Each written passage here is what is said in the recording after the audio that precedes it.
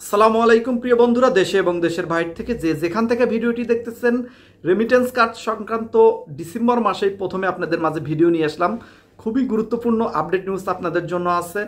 আর December মাস থেকে remittance card শুরু হতে যাচ্ছে এরকম নিউজ আমি আপনাদেরকে দিয়েছিলাম। এরকম তথ্য পাওয়া গেছিল যে ডিসেম্বর প্রথম দিক থেকেই রেমিটেন্স কার্ড শুরু হয়ে যাবে।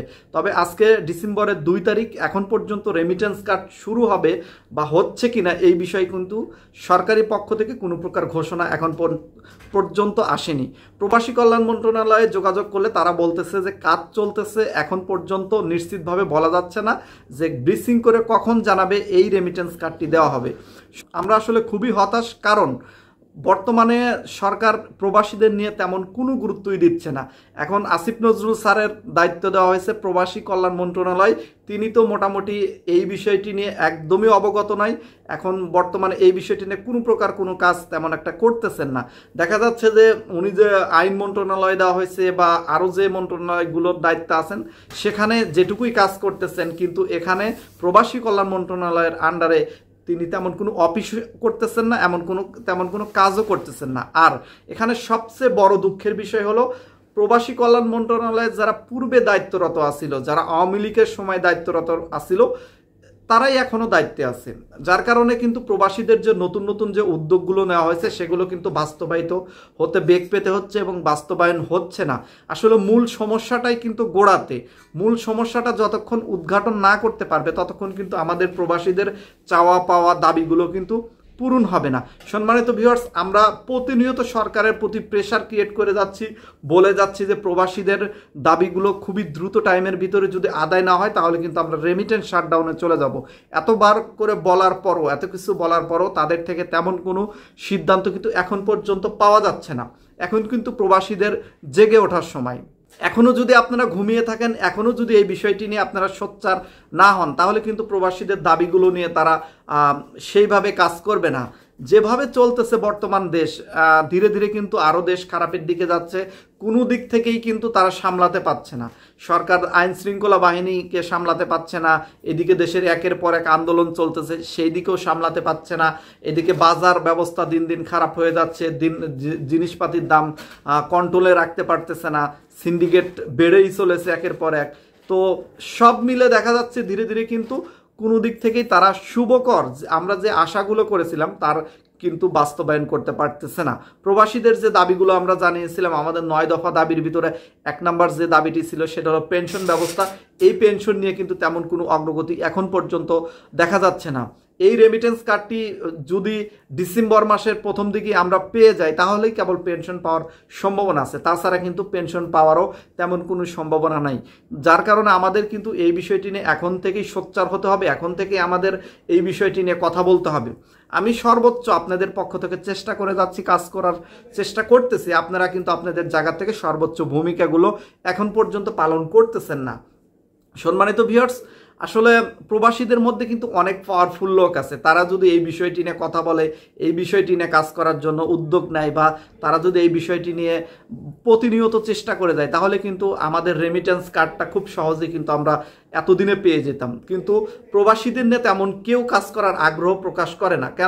কেননা প্রবাসীরা যেন অবহেলিত, প্রবাসীদের যেন কোনো দাম নেই, যেন দেশের কামলা, তারা শুধু বিদেশ থেকে টাকা পাঠাবে আর এই রেমিটেন্স নিয়ে বাংলাদেশের অর্থনীতি ঠিক থাকবে, এই রেমিটেন্স নিয়ে বাংলাদেশ ঘুরে দাঁড়াবে, মাথা উঁচু করে দাঁড়াবে, এটাই যেন প্রতিশ্রুতি। আসলে সত্যি কথা বলতে প্রবাসীরা নিজেরাই প্রবাসীদের অধিকার সম্পর্কে সচেতন না, যার কারণে কিন্তু প্রবাসীদেরকে বারবার এইভাবে ঠকানো হচ্ছে বলতে প্রবাসীদের অধিকার বারবার দেওয়া হচ্ছে না, অধিকার থেকে বঞ্চিত হচ্ছে। এখন পর্যন্ত বাংলাদেশের এমন কোনো কার্যকর ভূমিকা নেওয়া হয়নি যেখানে প্রবাসীদের কল্যাণে কাজ করা হচ্ছে। শুধু নামে প্রবাসী কল্যাণ মন্ত্রণালয় দেওয়া হয়েছে, এদিকে দেখবেন যে আরও নামে দেওয়া হয়েছে হচ্ছে প্রবাসী কল্যাণ ব্যাংক দেওয়া হয়েছে। সব জায়গাতেই দেখবেন যে নামে, শুধু কাজে নয়। প্রবাসীদের যদি একটা কাজ করতে যায় দেখবেন যে তাদের একের পর এক ঘুরাইতেছে, একের পর এক হয়রানি করতেছে, যার কারণে কিন্তু প্রবাসীরা এই সেবাগুলো নিতেই যাচ্ছে না। সম্মানিত ভিউয়ার্স, এই যে একের পর এক সমস্যাগুলো হচ্ছে এবং এর সমাধানগুলো যে হচ্ছে না, এটা কিন্তু দায়ভার কিন্তু ঘুরে ফিরে আমাদের উপরই আসবে, কারণ আমরা নিজেরা সচেতন নই। আমরা যদি প্রবাসীরা আগের থেকে সোচ্চার হতাম, সচেতন হতাম, তাহলে কিন্তু এতদিনে প্রবাসীদের অধিকারগুলো নিশ্চিত হয়ে যেত, প্রবাসীদের অনেক কিছু হয়ে যেত। এই যে দেশের প্রতি আমাদের যে অবদান, এই অবদানের স্বীকৃতি স্বরূপ কিন্তু আমাদের তেমন কোনো কিছুই দিচ্ছে না দেশ। আমাদের রেমিটেন্স কার্ডটি দেওয়ার কথা, এটাও কিন্তু তেমন কোনো ভূমিকা রাখতেছে না। আর এখানে সবচেয়ে বড় সমস্যাটি আরও একটি দাঁড়িয়েছে, সেটা হচ্ছে ডক্টর ইউনূস সরকার আসলে টিকে থাকাই কঠিন হয়ে গেছে। একের পর এক যেভাবে ষড়যন্ত্র চলতেছে, এখানে কিন্তু সরকার টিকে থাকা খুবই কঠিন হয়ে গেছে। আর মনে হচ্ছে যে খুবই দ্রুত টাইমের ভিতর নির্বাচন হয়ে যাবে এবং খুবই দ্রুত টাইমের ভিতরই এই সরকার পরিবর্তন হতে যাচ্ছে। কারণ যেহেতু কোনো দিক থেকেই সামলাতে পারছে না, এদিকে প্রবাসীদের অধিকারগুলো নিশ্চিত করতে পারতেছে না, এদিকে বাংলাদেশের যে অর্থনৈতিকভাবে ধীরে ধীরে দুর্বল হচ্ছে, এদিকে বাজার ব্যবস্থা খারাপ হচ্ছে, মানে এ টু জেড সব দিক থেকেই সামলাতে এই ডক্টর ইউনূস সরকার কিন্তু চরমভাবে বর্তমান ব্যর্থ হচ্ছে। যার কারণে কিন্তু সম্ভাবনা খুব তাড়াতাড়ি কিন্তু এই নির্বাচন হওয়ার। তো নির্বাচন আমরা চাইছিলাম যে ডক্টর ইউনূস সরকার যেহেতু প্রবাসীদের নিয়ে ভালো ধারণা রাখে, তিনি অনেক দিন টিকে থাকুক এবং ডক্টর ইউনূস সরকার যেন প্রবাসীদের নিয়ে কাজগুলো চালিয়ে দেয়। কিন্তু ওনার সৎ ইচ্ছা থাকার পরেও কিন্তু কাজগুলো হচ্ছে না। কাজ হচ্ছে না কেন? কারণ এই যে প্রবাসী কল্যাণ মন্ত্রণালয়ের যে দায়িত্বে আছেন, তারা কিন্তু এখনো আওয়ামী লীগের লোকই আছে, এখন পর্যন্ত সেখান থেকে কিন্তু পরিবর্তন করা হয়নি। যার কারণেই কিন্তু এই সমস্যাগুলো এখন পর্যন্ত চলমান আছে। আমি অনুরোধ করবো আসিফ নজরুল স্যার থেকে শুরু করে ডক্টর ইউনূস স্যারকে অনুরোধ করবো, এখনও সময় আছে, এখনও আপনারা শক্ত হাতে প্রশাসনকে দমন করুন, এখনও সময় আছে।